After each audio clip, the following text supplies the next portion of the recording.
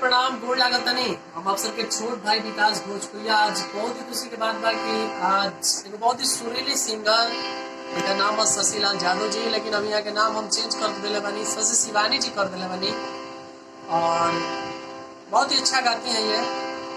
तो मैंने सोचा आज अच्छा तो कैसेट में हर कोई गाता है, लेकिन मेरा एक चैनल है फाइन फिल्म सोचते हैं, मैं हमेशा ही सभी सिंगरों को लाइव गवा के छोड़ता हूँ।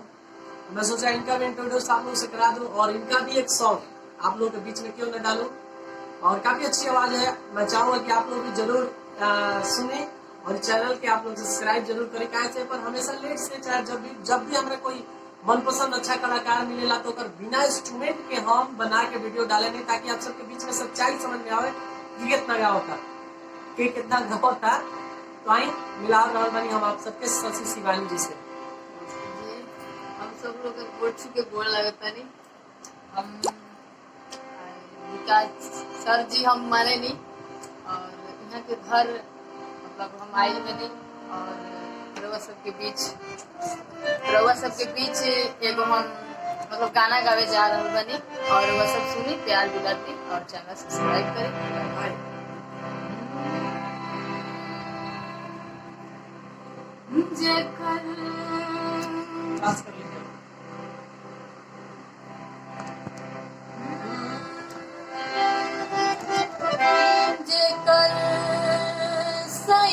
बड़े परदेस सखी होकर ससुराल नीक नाई हरावे बा, होकर ससुराल नीक नाई हरावे बा, जेकर बलम बड़े परदेस सखी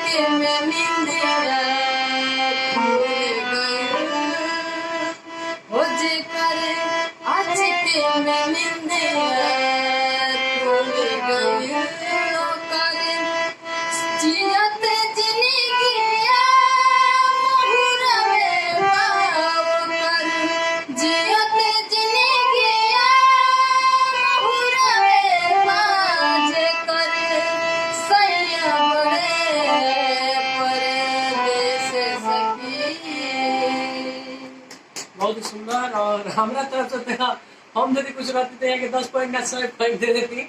और हम ऐसा करते हैं कि आप भी गाना के बहुत अच्छा सुने और बहुत ही अच्छा भरत शर्मा जी के गाना हो और बहुत ही हार्ट टचिंग गाना हो, गाना के सुनला के बाद जेकर भी सैया विदेश बाड़े वो थोड़ा देर खातिर दिल सहम जाला, इहो के सैया जी विदेश बानी यही से दिल सहम जाला। लेकिन अभी लॉकडाउन के हालात बा और हम चाहें कि जेकर जेकर सैया जी बाहर वाली वहाँ अच्छा से रही, कोरोना से बची। आई मिलत नहीं फिर नेक्स्ट लाइव में आप सबके हम विकास भोजपुरिया और शशि शिवानी की तरफ से आप सबके बहुत सारा प्यार। आप लोग प्लीज चैनल को सब्सक्राइब करिए, ऐसा वीडियो बना के आप सबकी कुछ वीडियो हम डालते हैं चैनल।